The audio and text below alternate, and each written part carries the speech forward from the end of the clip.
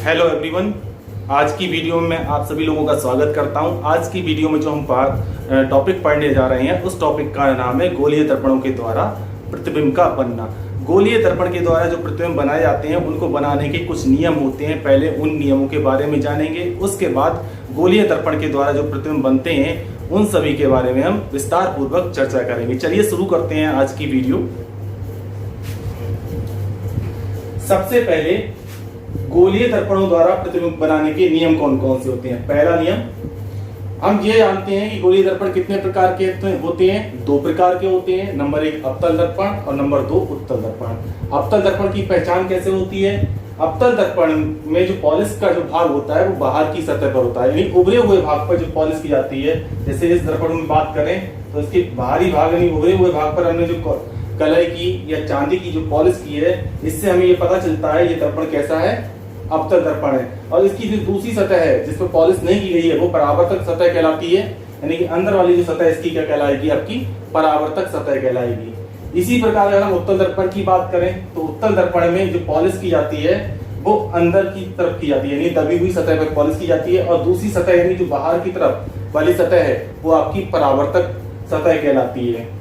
इसमें इन दर्पणों में ध्रुव कहां पर स्थित होता है? हम जानते हैं परावर्तक तल के मध्य बिंदु को, परावर्तक तल के यानी ये अंदर वाला हिस्सा क्या है, इसका परावर्तक तल है, इसका मध्य बिंदु यहाँ पर मिलता है, तो ये क्या कहलाएगा, ध्रुव कहलाएगा। और इसको किससे लिखेंगे, P से लिखेंगे। इसी प्रकार अगर उत्तल दर्पण में बात करें तो उत्तल दर्पण में परावर्तक तल कहाँ है, बाहर की तरफ है, इसका मध्य बिंदु कहाँ पर है, यहाँ पर स्थित है। तो ये क्या हुआ, इसका दर्पण का क्या कहलाएगा, ध्रुव कहलाएगा। अब वक्रता केंद्र की बात कर लेते हैं। वक्रता केंद्र क्या होता है? जिस गोले से इस दर्पण का निर्माण हुआ है उस गोले के केंद्र को दर्पण का वक्रता केंद्र कहते हैं। और उसको किससे लिखते हैं, C से।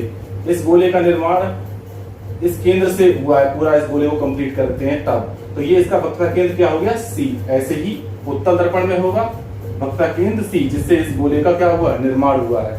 तो ये दर्पण जो है जिसमें बाहर की तरफ पॉलिश की गई है वह दर्पण अवतल दर्पण है, और जिसमें अंदर की सतह पर पॉलिश की गई है वह कैसा दर्पण है, उत्तल दर्पण है। यानी ये वाला अवतल दर्पण हुआ और ये वाला कैसा हुआ, उत्तल दर्पण हुआ।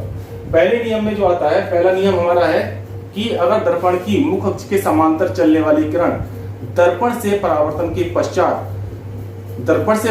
के पश्चात मुख्य फोकस से होकर जाती हैं या जाती हुई प्रतीत होती हैं।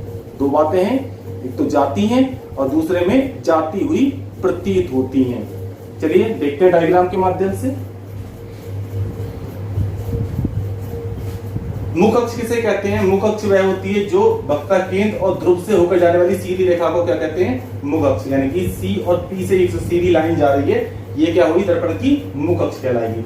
तो इसमें सबसे पहले मुख अक्ष के समांतर चलने वाली किरण ये है।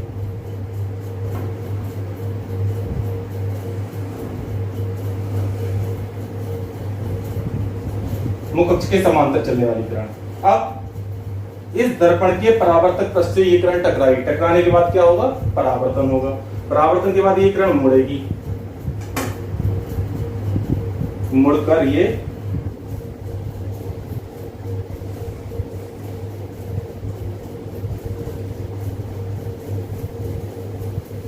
किससे होकर जाएगी, फोकस से। अवतल दर्पण में यानी ये इसका कौन सा पॉइंट हो गया, फोकस पॉइंट हो गया। यानी कि मुख अक्ष के समांतर चलने वाली किरण दर्पण से, अवतल दर्पण से परावर्तन के पश्चात किस पॉइंट से होकर जाती है, फोकस से, मुख्य फोकस से होकर जाती है। ये मुख्य फोकस से होकर जा रही है, ये परावर्तित किरण कहलाएगी। ये आपतित किरण और ये कैसी कहलाएगी, परावर्तित किरण। इसी प्रकार अब उत्तल दर्पण में देखते हैं। उत्तल दर्पण में देखते हैं, उत्तल दर्पण में मुख अक्ष के समांतर चलने वाली किरण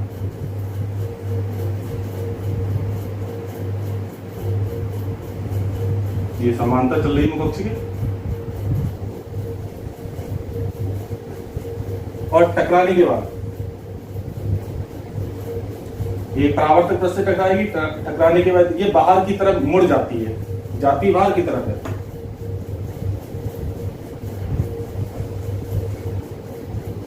लेकिन अगर हम बात करें तो ये किरण हमें आती हुई, हमें पीछे से आती हुई नजर आएगी। इस पॉइंट से ये किरण आती हुई दिखाई देगी और ये पॉइंट आपका क्या कहलाएगा, मुख्य फोकस यानी F कहलाएगा। क्या था पहला नियम?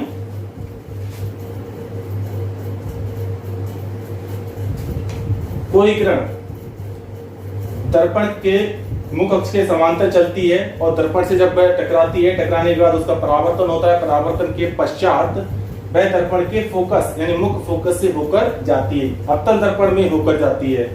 उत्तल दर्पण में क्या होता है? आती हुई प्रतीत होती है कि ये इस रास्ते से आ रही होगी, आती हुई प्रतीत होती है, चलती मुख अक्ष के समांतर ही है, परावर्तन होता है, निकलती बाहर कोई है। लेकिन अगर इस किरण के रास्ते की बात करें तो ये रास्ता हमें ये पता चलता है ये किरण पीछे से आ रही है और वह पॉइंट कौन सा है? फोकस, यानी फोकस से आती हुई प्रतीत होती है। पहला नियम की बात हुई। अब बात करते हैं सेकेंड रूल की। सेकेंड रूल में आते हैं, पहले तो इस दर्पण पे पॉलिश कर दें, बाहरी सतह पे पॉलिश कर देते हैं तो ये कैसा दर्पण बन जाता है? अवतल दर्पण। और इसमें भीतरी सतह पे पॉलिश कर देते हैं सेकेंड वाली फिगर में, तो ये किस प्रकार का दर्पण बन जाएगा? उत्तल दर्पण। क्योंकि जहां बाहर की सतह पर पॉलिश होती है दर्पण के यानी उभरे हुए भाग पर पॉलिश होती है, उठे हुए भाग पर, तो वह दर्पण कैसा बनता है? वह दर्पण कहलाता है अवतल दर्पण। और जहां दबे हुए भाग पर पॉलिश की जाती है तो वह दर्पण कैसा बन जाता है? उत्तल दर्पण। अब इस दर्पण का मध्य बिंदु यानी परावर्तक तलपृष्ठ का जो मध्य बिंदु यह है P, तो इसे क्या बोलेंगे? हम ध्रुव कहेंगे। ऐसी उत्तल दर्पण में परावर्तक पृष्ठ का मध्य बिंदु यहाँ पर स्थित है, तो इसको P से लिखेंगे, यानी कि दर्पण का क्या? उत्तल दर्पण का ध्रुव है, ये अवतल दर्पण का ध्रुव और ये उत्तल दर्पण का ध्रुव। इसका केंद्र यहाँ है, यानी जिस गोले से इस दर्पण का निर्माण हुआ है उस गोले का केंद्र क्या है? यहाँ, तो इसको हम वक्रता केंद्र C कहेंगे। ऐसी इस गोले दर्पण का जिस गोले से निर्माण हुआ उसका केंद्र यहाँ पर था, तो ये इस दर्पण का क्या कहलाएगा? वक्रता केंद्र C कहलाएगा। और अब बात करते हैं दूसरे नियम की। दूसरा नियम क्या है? दूसरा नियम है जब किरण दर्पण के मुख्य फोकस से होकर जाती है या होकर जाती हुई प्रतीत होती है तो परावर्तन के पश्चात वह किरण मुख अक्ष के क्या सी हो जाती है? समांतर हो जाती है। चलिए डायग्राम से समझते हैं इसको। ये दर्पण का मान के चलिए मुख्य फोकस F है। अब यहां पर कोई किरण जा रही है,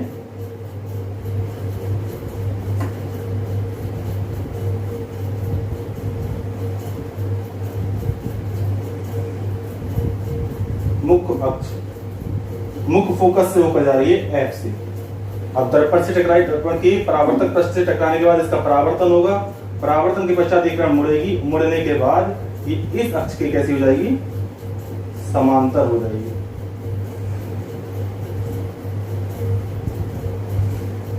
मुख अक्ष के समांतर हो जाएगी। दर्पण के मुख्य फोकस से होकर जाने वाली किरण परावर्तन के पश्चात क्या हो जाती है? मुख अक्ष के समांतर हो जाती है अवतल दर्पण में। अब उत्तल दर्पण की बात करते हैं। मुख्य फोकस की तरफ आने वाली किरण इस तरह से आती हुई दिखाएंगे उसको, और ये डेटेस्ट करके दिखाएंगे यहाँ का पार्ट, क्योंकि ये आती हुई प्रतीत हो रही है F की तरफ, मुख्य फोकस की तरफ आने वाली किरण। अब इस पृष्ठ से इसका परावर्तन होगा, परावर्तन के बाद यहाँ से टकराने के बाद जब परावर्तन होगा ये मुड़ेगी, और मुड़ने के पश्चात कैसी हो जाएगी? मुख अक्ष के समांतर हो जाएगी। मुख अक्ष के समांतर इस तरह से। क्या है सेकेंड नियम? कोई किरण जब दर्पण के मुख्य फोकस से होकर गुजरती है और दर्पण से टकराने के बाद मुख अक्ष के कैसे हो जाती है? समांतर हो जाती है अवतल दर्पण में। उत्तल दर्पण में मुख्य फोकस की तरफ आती हुई प्रतीत होती है, लेकिन जब दर्पण के परावर्तक पृष्ठ से टकराती है तो कैसी हो जाती है? मुख अक्ष के समांतर हो जाती है, यानी ये मुख अक्ष है, इसके समांतर हो गई ये किरण। अब तीसरे नियम की बात करते हैं। तीसरा नियम क्या है? दर्पण के वक्रता केंद्र से होकर जाने वाली किरण बिना अपना रास्ता बदले उसी रास्ते से वापस लौट आती है परावर्तन के पश्चात, यानी कि दर्पण के वक्रता केंद्र से जो किरण होकर जाएगी और जब उसका परावर्तन होगा तो जिस रास्ते से वह किरण गई है उसी रास्ते से वापस लौट आएगी। अब इसे डायग्राम से समझते हैं इसको।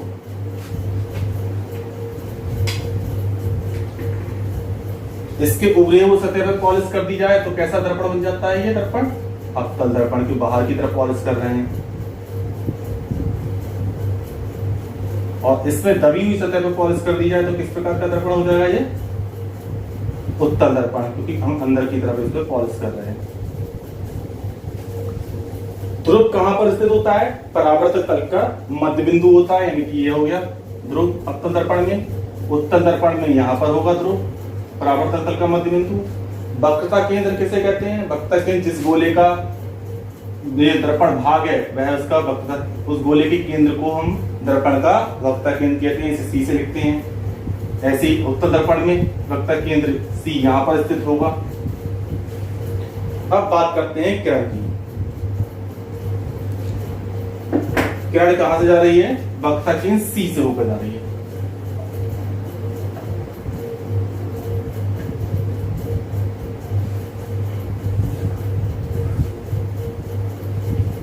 वक्रता केंद्र सी से होकर जाने वाली किरण परावर्तन की परावर्तक पृष्ठ से टकराई, टकराने के बाद इस किरण को वापस लौटी, तो वापस किस रास्ते से जाएगी? जिस रास्ते से आई है उसी रास्ते से ये वापस लौट जाएगी। यहां पर इसका फोकस होगा, मुख्य फोकस। ऐसे ही उत्तल दर्पण की बात करते हैं। उत्तल दर्पण में आती हुई प्रतीत होगी।